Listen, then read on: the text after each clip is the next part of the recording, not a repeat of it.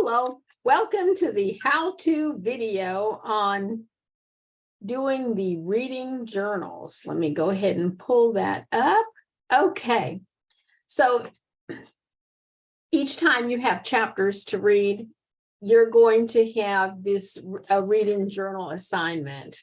Okay, so the reading is called reading notes,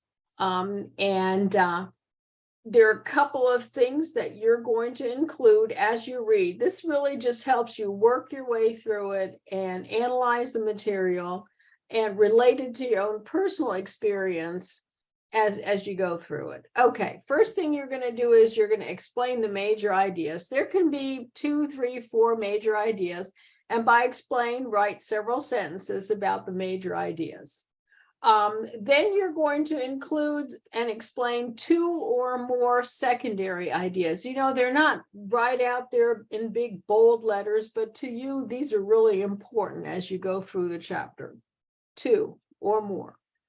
Then you come to the compare and contrast. That's where you take 2 concepts presented in the reading material. Make sure you explain what each concept is.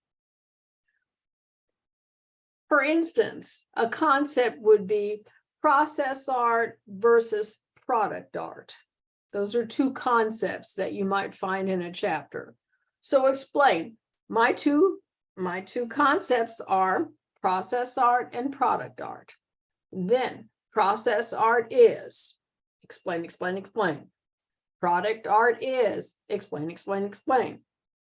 And then make sure that you explain how the concepts are similar and how they are different. That's the compare and contrast. And you'll find different concepts in each chapter. Making it personal, choose one concept from the readings.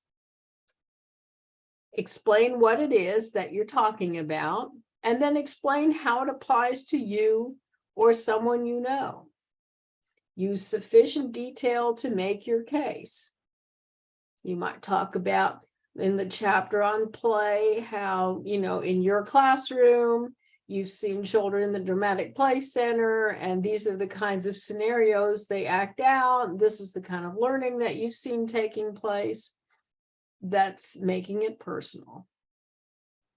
And then go to the last one, which is critique. Critique, you know, please don't tell me, I just loved the chapter, it was fabulous. Well, that's not much of a critique.